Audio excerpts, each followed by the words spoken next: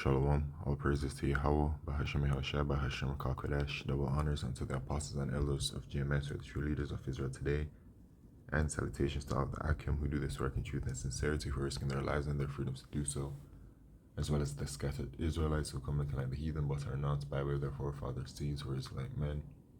The true name of the Most High is Yahweh, and his son's name is Yahushua.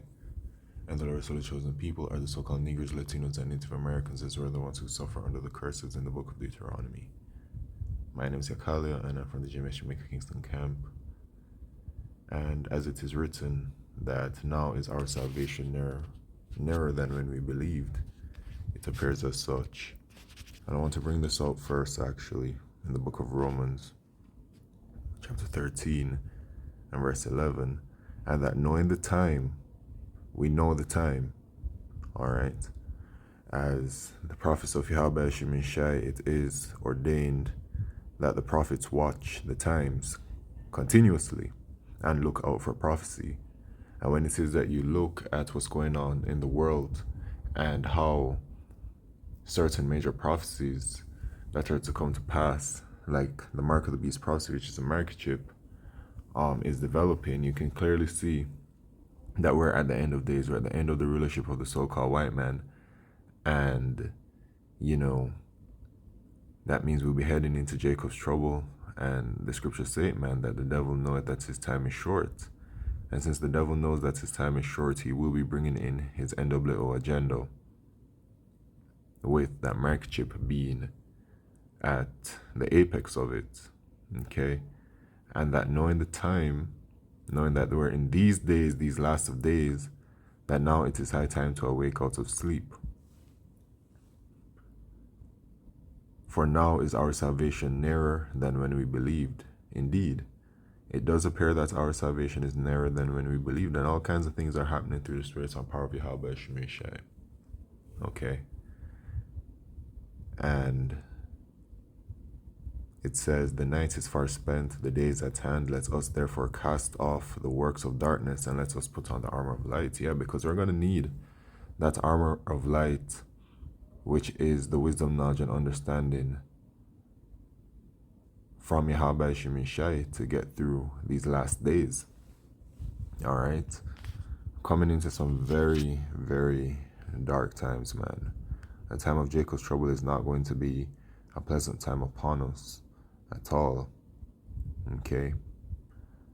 In Ephesians chapter 6, and I think it's verse 12? No, starting at verse 11.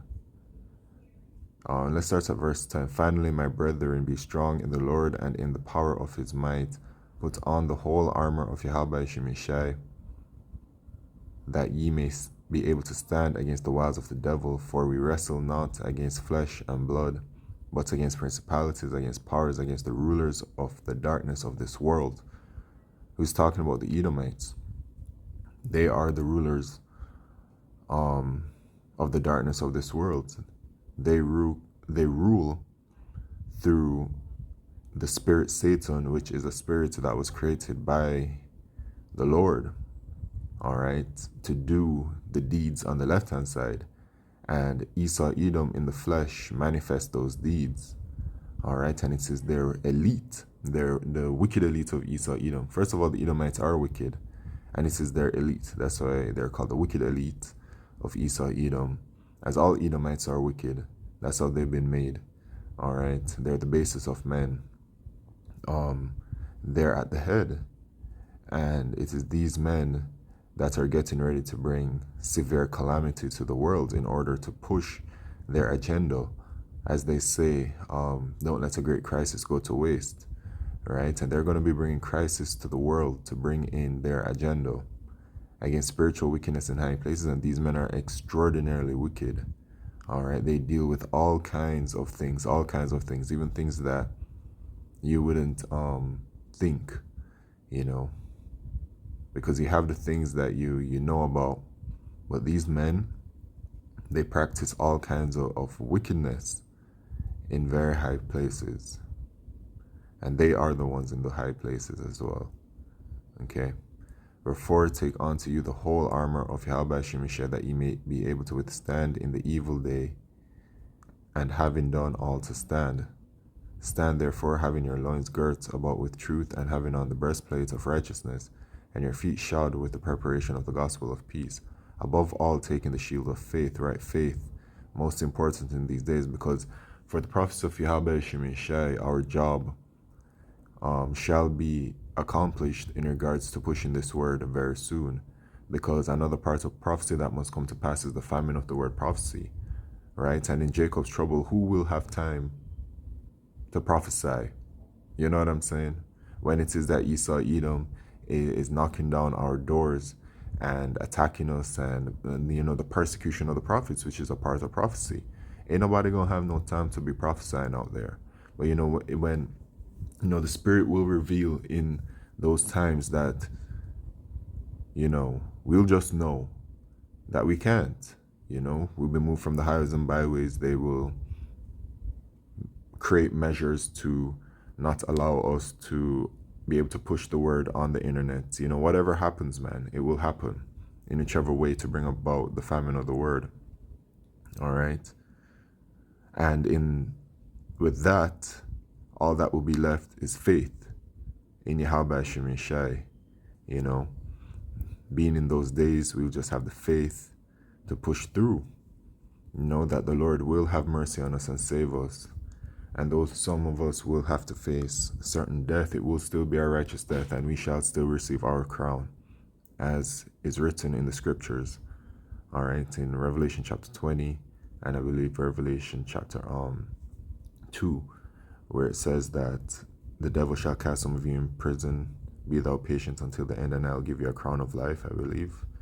And same thing in Revelation chapter 20, when it says that those that are beheaded, they shall reign with Yahushai.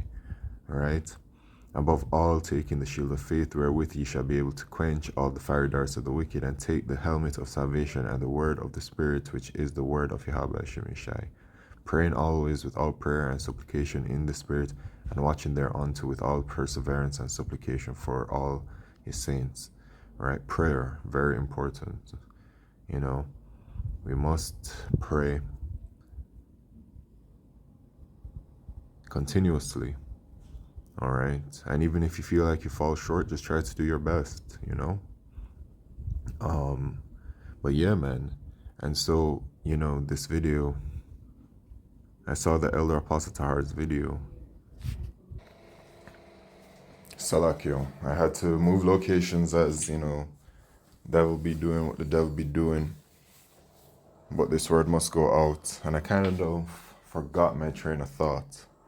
But I was watching the Elder Apostle Tahar's video, and that's what, through the Spirit, I'm part of Yahweh Shemeshai. It did inspire me to do this video. And he did say something in this video that I am going to play.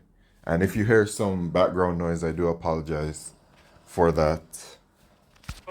Based upon this incident that took place on October 7th, which is not even a month ago, 3 weeks ago, it's a full-scale war. We have entered into the Third World War. The thing that's going to end the Third World War are the missiles. So, you can watch this video. I'll leave the link in the description box. With that, I'm going to say shalom. Khan, the Elder Apostle Tahar says that we have entered World War III. Right. Because everything is a gradual thing. It's not that, World War III happens and then boom, the destruction just happens overnight. No. Everything is a thing that gradually happens. Right. That third woe is mentioned in Revelation chapter 11 and verse 14. The second woe is past, and woe, the third woe cometh quickly. Right. Paraphrase. And so, as this thing is developing, you're seeing all kinds of other things. So, like, I did seen a brother mention something about Yemen, and here we have from Yahoo.com, Yemen's Houthi rebels claim attacks on the state of Israel, drawing their main sponsor Iran closer to Hamas war. All right, so you have some other people that are becoming involved with the situation over there, right?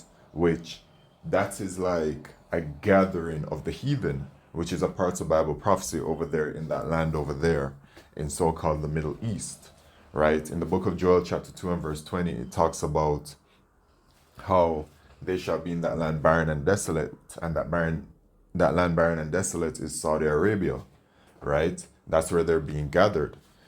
Okay.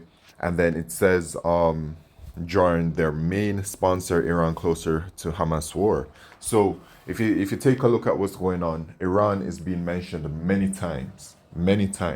All right, from the beginning, with the whole Hamas thing, they're saying that they're linking Iran to it, right? Esau is linking Iran to it, or there was some information coming out saying that Iran is, however it is, they're linking Iran to it.